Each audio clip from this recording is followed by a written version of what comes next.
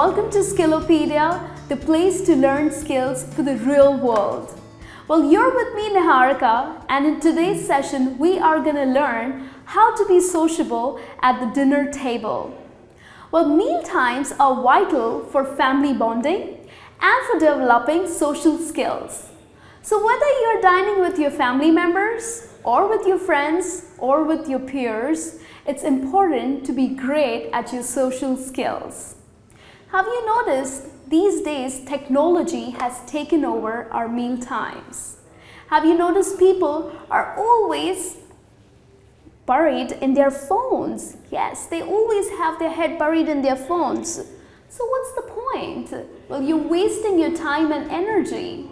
So which are the social skills that are important these days? Well, that's what we're going to have a look at.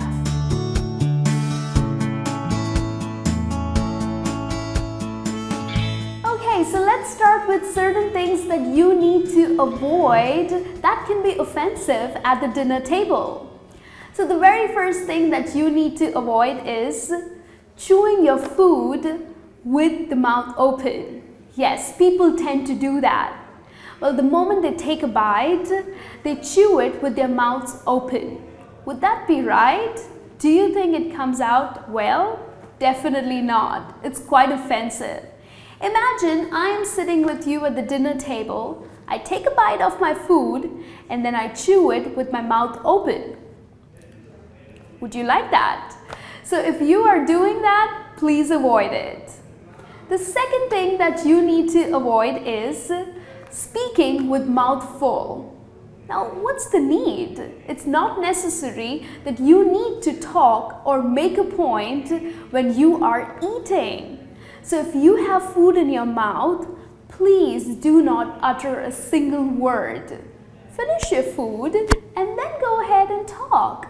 It's not necessary that you need to talk with your mouth full. So quit doing that. Let's have a look at another thing that you need to quit doing. Well, stop reaching for food which is not close to you. So for example, you are at the dinner table and it's a huge dinner table with lots of food on the table. And let's say that you want to refill your plate with some more rice. But the bowl of rice is pretty away from you, it's not close to you. So what are you going to do? Are you going to get out of your seat and try to reach for the bowl? Definitely not. That's offensive. Well, what you can do is, if it's not close to you, then the person sitting close to the bowl of rice, please ask him or her to pass it on to you. Yes, that's the correct way and that shows good manners. So do not reach out for food which is away from you. Just request someone to pass it on to you. Okay? And then the last thing that you need to keep in mind is avoid using a toothpick in front of people. Well, digging your teeth is pretty private affair. Do not do it in front of people. Or I have noticed people when they are walking out of the restaurant, they are digging their teeth. Wow, that's offensive. So if you do that, please quit doing that. Just go to a washroom and then either rinse your mouth or use a toothpick, but do not do it in front of people.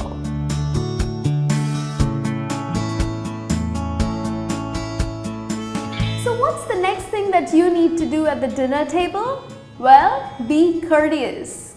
When you are courteous and you let others speak, it shows your good manners. It shows that how friendly you are and how concerned you are for the other people. So let's say you are dining with your friends or with your family members. Let's be courteous. Let's ask them that how was their day, and when they are saying something, do not interrupt. Listen to them, acknowledge to what they are saying, and then you can share your views. Wouldn't that be nice? That would also build your confidence in having a conversation or opening up to different conversations with different people. So be courteous, be friendly, and listen to what others have to say.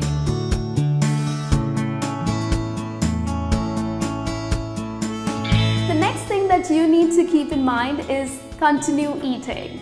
Now, when I say continue eating, doesn't mean that your concentration should be only on food. Well, yes, do not indulge into food completely, but indulge yourself into the conversation as well. So while you're eating and other people are having a conversation about random things, probably someone is having a chat about what's happening around the world, or someone is just talking about the weather these days, or maybe someone is just commenting about a recent movie that they watched. So even you can enter into that conversation by injecting a smile or maybe a laughter. Well, yes, so when you are eating, do not just concentrate on eating and food, but also try to listen to what others are talking and indulge yourself into certain conversations as well.